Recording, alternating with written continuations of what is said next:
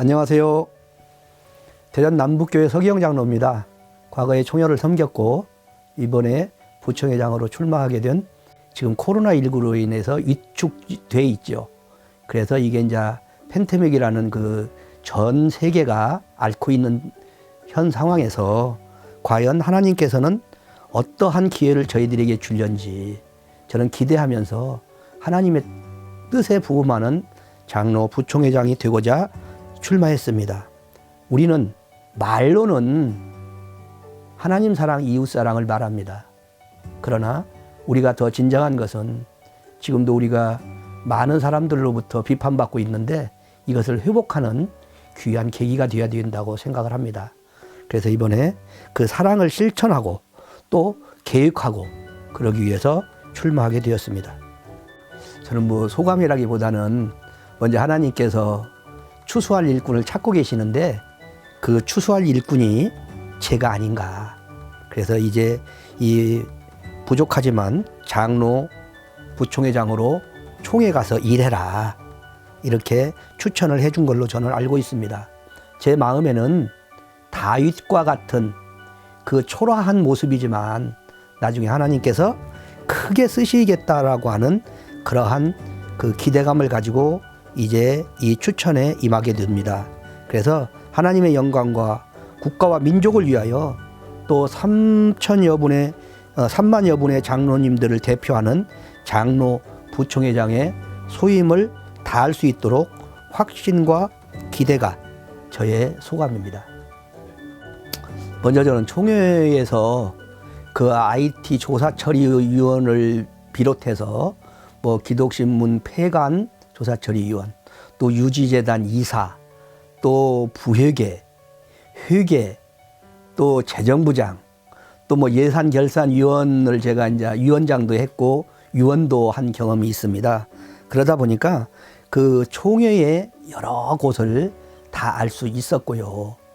우리 그 장로회에서는 전국장로연합회가 있고 중부지역장로연합회가 있습니다. 또 대전지역장로연합회, 대전노예 장로회도 있고요. 저는 그 대전노예에서 아마 한 10여 년 이상 총무를 맡았습니다. 또 대전 지역도 마찬가지고요. 또 중부지역도 마찬가지고요. 저는 이 총무라는 직책을 많이 맡고 또 이제 전국장로연합회는 한 16년간 제가 임원으로 섬기고 있습니다. 일할 때마다 저와 같이 일할 수 있는 동역자를 하나님께서 저에게 또 붙여주셨습니다. 저는 그걸 하나님의 은혜라고 생각하고요. 그래서 하나님의 일을 할 때 정말로 행복하고 또한 하나님의 일을 할 수 있는 기쁨이 있는 삶이었다라고 이 자리를 빌어서 말하고 싶습니다. 하나님 사랑과 이웃 사랑을 실천해야 된다라고 귀에 목이 박히도록 들어왔습니다. 그런데도 다툼이 있습니다. 그래서 법과 양심을 지켜야 된다라고 생각을 합니다. 그를 위한 첫째는 배려입니다. 그리고 둘째는 섬김입니다. 셋째는 억울함이 없도록 해야 됩니다. 어느 때부터인지 총회 산하 기관과 모임의 장을 선출하는데 너무나 많은 에너지가 소모되고 있다는 것을 우리 교단의 장로님이나 목사님들은 다 알고 계실 것입니다. 뿐만 아니라 이런 것을 즐기는 자들이 늘어나고 있습니다. 진정한 섬김을 위한 봉사직 선출에 무슨 돈이 필요하겠습니까? 네 번째는 국가와 민족을 살리는 교단이 되어야 된다고 생각을 합니다. 이를 위한 교육이 필요하고요. 이걸 실천하기 위해서는 백년지 대계라는 말이 있지 않습니까? 우리가 100년을 앞 내다보고 우리가 계획을 해야 됩니다. 싸움은 마귀가 좋아한다고 하는데 목사 장로들이 싸우잖아요. 저는 다툼은 있을 수 있다고 그래요. 그러나 싸우면 안 됩니다. 그래서 지금 우리가 싸우지 않는 총회, 싸우지 않는 노예, 싸우지 않는 교회 이렇다고 하면은 얼마나 좋겠어요. 그래서 저는 정말로 이게 우리 목사님들이 가르쳐준 훌륭한 가르침을 따라서 피스메이커의 역할을 저는 하려고 그래요. 지금까지 해왔고요.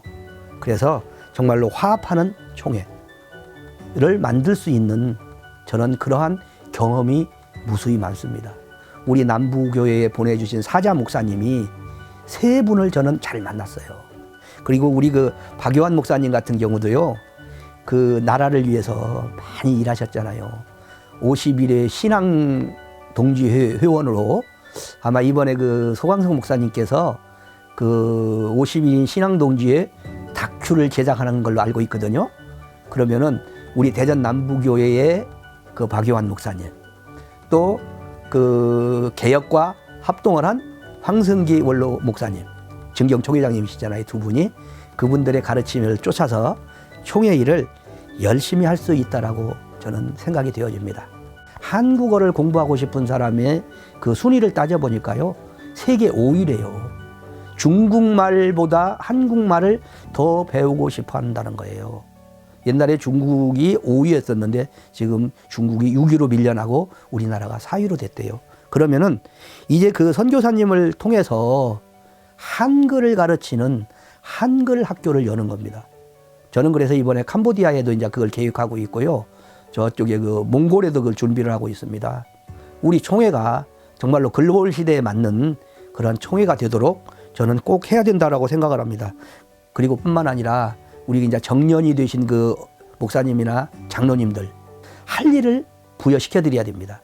그분들이 이제 연세가 드셨어도 할 수 있는 일이 많이 있거든요.